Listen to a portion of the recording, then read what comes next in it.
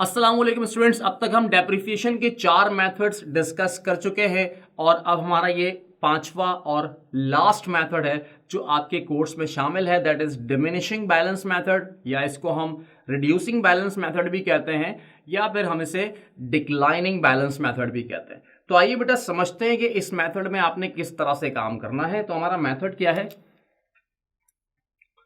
Diminishing balance method. बेटा आप diminishing बोलें, डिक्लाइनिंग बोलें, या फिर आप इसे रिड्यूसिंग बैलेंस मेथड बोलें, बात एक ही है। Reducing balance method. डन।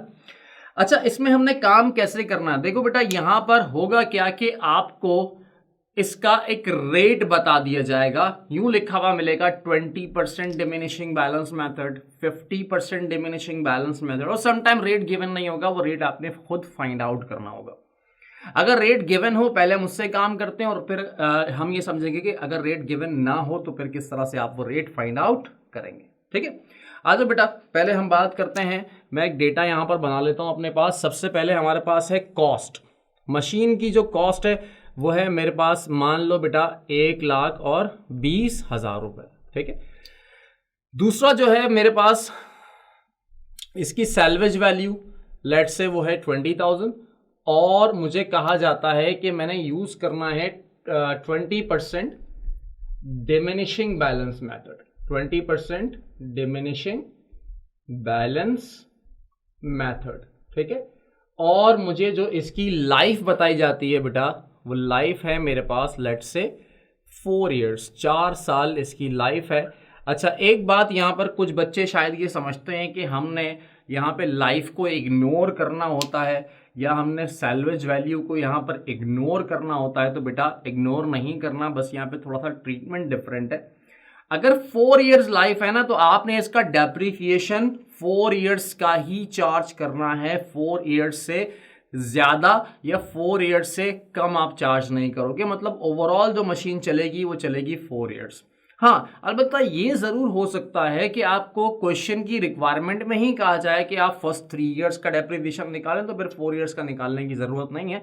वहां पे आपने सिर्फ 3 इयर्स का ही निकालना है। इट डिपेंड्स कि क्वेश्चन में क्या बात की जा रही है। लेकिन अगर हम नॉर्मल सर्कमस्टांसेस में देखें, नॉर्मल कंडीशन में देखें, तो मैं आपकी वो कंफ्यूजन दूर करने की कोशिश कर रहा हूं कि जो बच्चे सोचते हैं कि हम यहां पे लाइफ को मुकम्मल इग्नोर करेंगे, ऐसा बिल्कुल भी नहीं है। आपने 4 इयर्स का टोटल डेप्रिसिएशन इसके ऊपर चार्ज करना है। लेकिन यहां पे तरीका थोड़ा सा यकीनी बात है डिफरेंट है। कैसे काम करेंगे बेटा? हम यहां पर देखो, एक चार्ट आपने बनाना है और इसी चार्ट में ही बेटा आपने काम करना है। सबसे पहले आप लिखो ईयर, उसके बाद जो दूसरा कॉलम आपने बनाना है डेप्रीसिएशन एक्सपेंस। ये वही कॉलम है जो मैं अब तक बनवाता रहा हूं आपसे, लेकिन यहां इस बार हम काम इसी में ही करेंगे, इसी चार्ट में ही करेंगे। डेप्रीसिएशन एक्सपेंस तीसरा कॉलम जो हम बनाएंगे, that will be accumulated depreciation, और उसके बाद है हमारे पास बुक वैल्यू। ठीक है, ये आप अपने पास बना लें। अब जब अगर मैं कहूं कि पहले साल का मुझे डेप्रिसिएशन निकालना है, अच्छा यहां पर मंथली पॉलिसी जरूर फॉलो होगी, ठीक है, लेकिन फिलहाल मैं अज्यूम कर रहा हूं कि मैंने मशीन को जो खरीदा है, परचेजिंग डेट जो है बेटा वो जनवरी 1, 2018 है। ठीक है।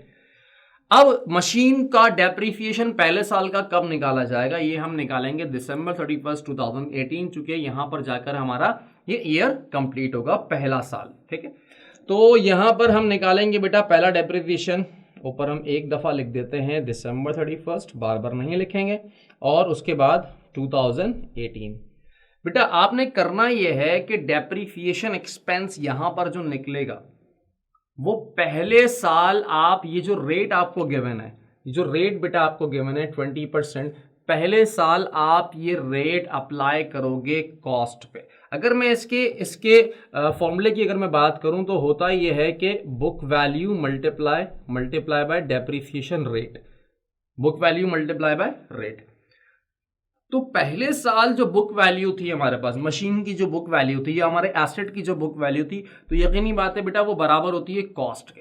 यानी पहले साल जो बुक वैल्यू होती है वो कॉस्ट के ही बराबर होती है। तो इसलिए डायरेक्टली आपने पहले साल जो ये रेट अप्लाई करना है वो किस पे अप्लाई करना है? कॉस्ट पे अप्लाई करना है। और बताओ बेटा कॉस्ट कितनी है हमारी? 1,20,000 रुपए।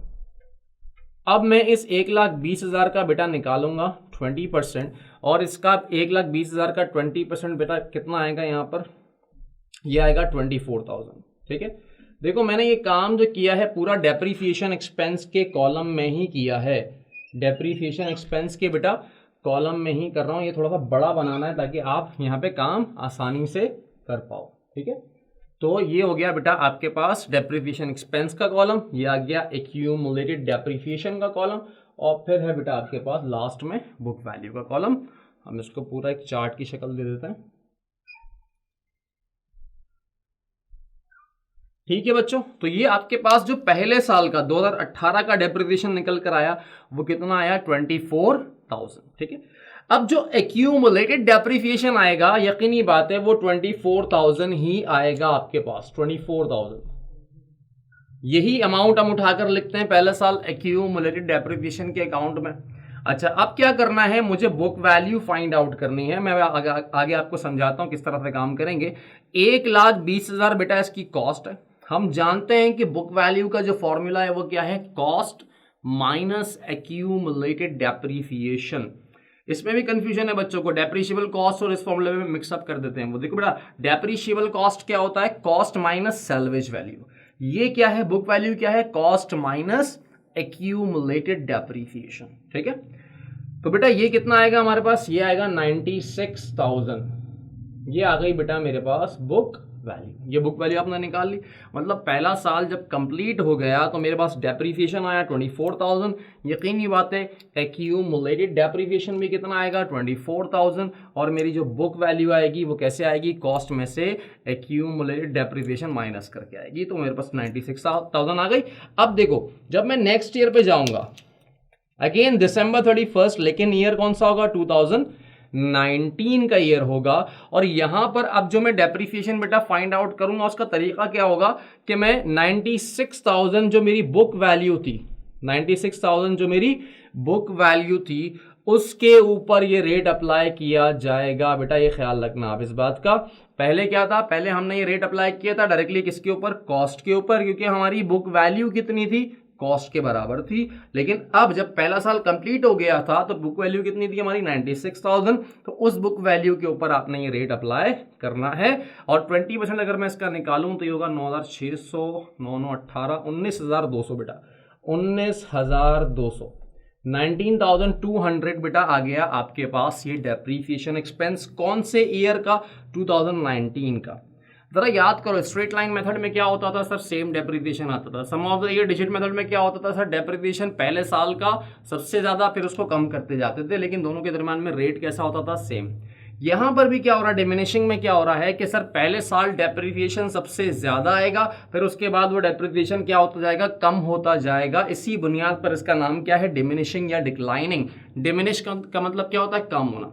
तो हम बुक वैल्यू पे लाजमी सी बात है, जब बुक वैल्यू के ऊपर रेट लगेगा तो हर साल बुक वैल्यू क्या होती जाती है, कम होती जाती है। तो सेम रेट जब मैं कम वैल्यू पे लगाता जाऊंगा तो डेप्रिसिएशन एक्सपेंस की अमाउंट भी मेरे पास उसी हिसाब से वो रिड्यूस होती जाएगी। इसी वजह से ये नाम दिया गया डिमिनिशिंग या रिड्यूसिंग बैलेंस मेथड। तो बेटा यहां पर आपने क्या करना है, 24,000 और 19,200 इन दोनों को ऐड कर दो, तो ये आ जाएगा बेटा आपके पास 43,200, 43,200। अच्छा, अब क्या करना है आपने, इसके बाद अगेन आपने निकालनी है बेटा बुक वैल्यू। और बुक वैल्यू कैसे निकलती है ये बात हम जानते हैं। क्या करेंगे, जो भी हमारी कॉस्ट है उसमें से माइनस कर देंगे हम एक्यूमुलेटेड डेप्रिसिएशन। हमारी जो कॉस्ट है बेटा वो कॉस्ट कितनी है, 1,20,000, और इसमें से बेटा माइनस कर देंगे हमारा जो एक्यूमुलेटेड डेप्रिसिएशन है दैट इज 43,200। तो ये आ जाएगा बेटा हमारे पास 76,800। डन। अच्छा, इसके बाद हमने क्या करना है, हमने 2020 का डेप्रिसिएशन निकालना है, और वो भी हम वैसे ही निकालेंगे जैसे अब तक निकाल रहे थे। बेटा क्या करोगे, जो लास्ट हमारे पास बुक वैल्यू है 76,800, इसका ले लेना है बेटा आपने कितना, 20%, और ये आप निकालोगे इसका 20%, तो वो क्या आएगा आपके पास, इसका 20% आएगा बेटा 15,360। देखो क्या हो रहा है, हर साल का डेप्रिसिएशन एक्सपेंस क्या होता जा रहा है बेटा, कम होता जा रहा है, क्योंकि हम हर साल बुक वैल्यू के ऊपर रेट अप्लाई कर रहे हैं। ठीक है, अब जब ये 15,360 इसमें बेटा मैं ऐड कर दूंगा क्या 43,200 ऐड करेंगे तो ये आएगा 58,560 डन। ये आ गया एक्यूमुलेटेड डेप्रिसिएशन आफ्टर 3 इयर्स, 3 साल मुकम्मल होने के बाद।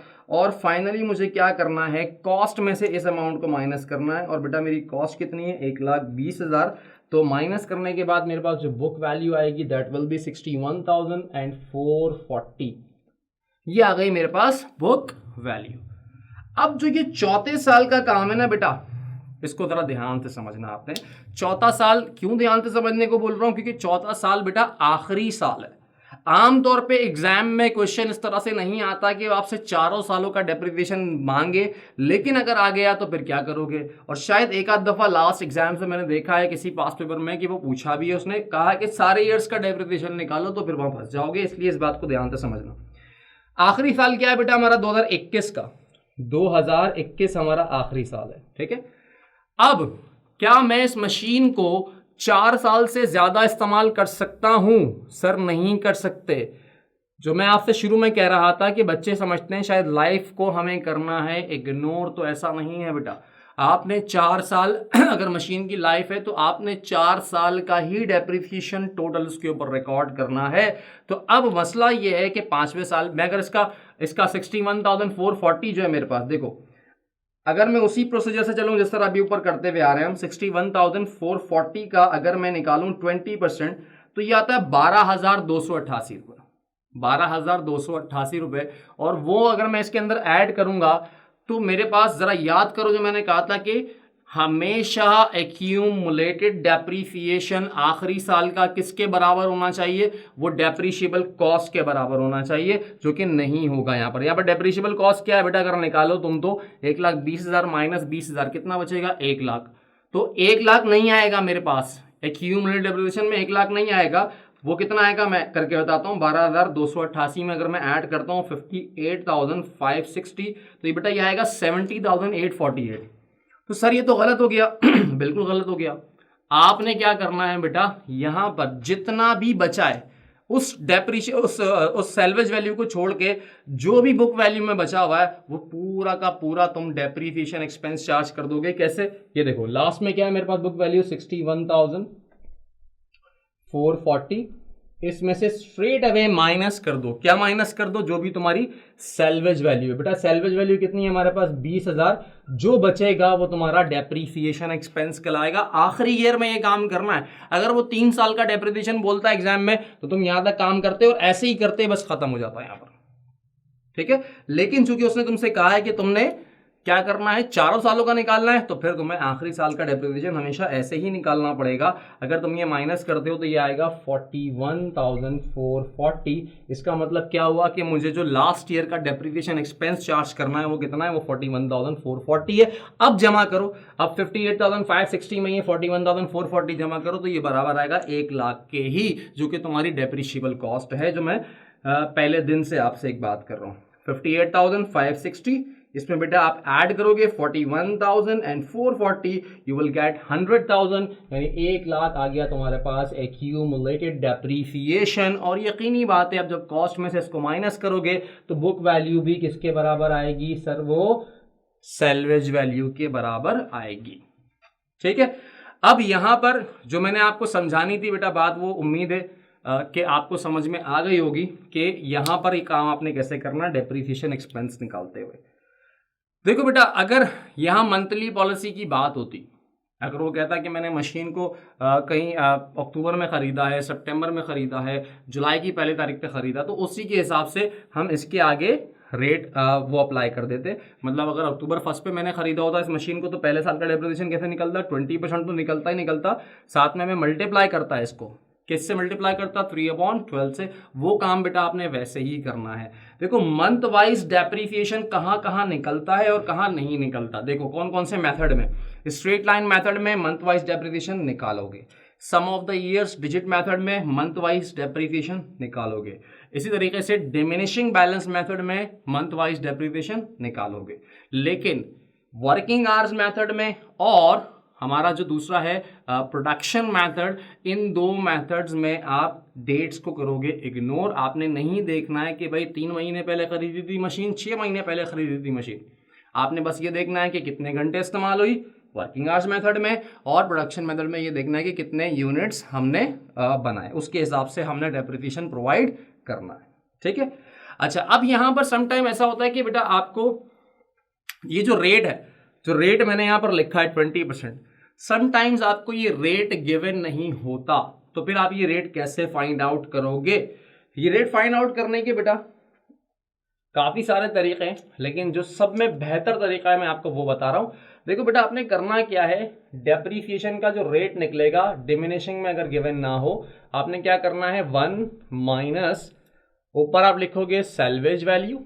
ये फॉर्मूला बेटा फॉलो करना है आपने, सैल्वेज वैल्यू और डिवाइडेड बाय कॉस्ट, और इसके ऊपर आप पावर लगा दोगे 1/n।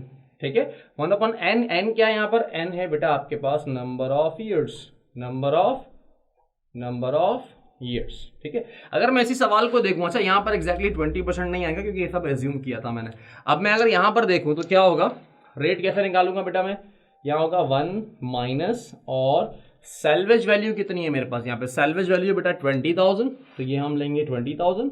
ठीक है, और हमने इसको डिवाइड करना है, कॉस्ट हमारी कितनी है बेटा, कॉस्ट है 1,20,000 रुपये कॉस्ट। ठीक है, और इसके ऊपर हम जो पावर लगाएंगे वो पावर क्या आएगी, 1 डिवाइडेड बाय n की जगह क्या आ जाएगा, लाइफ जो है हमारे पास, यानी नंबर ऑफ ईयर्स कितने हैं हमारे पास, यहाँ पे 4 ईयर्स है, तो हम यहाँ लिख लेंगे 4। ठीक है, अब आपने इसको करना है सॉल्व कैसे करोगे, 1 माइनस, पहले इस ब्रैकेट वाले पोर्शन को पूरा सॉल्व कर लो। करना क्या है आपने, देखो आप इसको एज इट इज कैलकुलेटर पे लिख लो, या आप चलो थोड़ा सा और आसान कर देता हूं मैं आपके लिए। आपने क्या करना है बेटा, ये जो 20,000 है इसको आप डिवाइड करो, पहले डिवाइड करो, चलो 20,000 को बेटा डिवाइड करो 1,20,000 से, तो बेटा इसका आंसर आएगा 0.1666। ठीक है, और इसके ऊपर जो पावर है वो पावर क्या, अच्छा 3 डिजिट या 4 डिजिट तक आप ले लो, कोई इश्यू नहीं है इसमें। 1 डिवाइड बाय 4 करूंगा अगर मैं, तो ये आएगा मेरे पास का जवाब 0.25। ये पावर में है बेटा, ठीक है, ये पावर में रहेगा। अच्छा, क्या करना है आपने, 1 माइनस, अब क्या करोगे, ये जो अमाउंट है पहले आप अपने अब पास कैलकुलेटर पे लिख लो जल्दी से, 0.1666 ये लिखा, पावर का बटन दबाओ और उसके ऊपर आपने पावर डाल दी 0.25।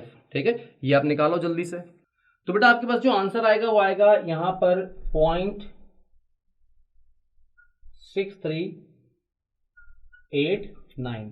अब आपने क्या करना है, 1 में से ये कर देना है माइनस। ठीक है, तो मैं कर दूंगा बेटा इसको, मैं 1 में से माइनस जब हम करेंगे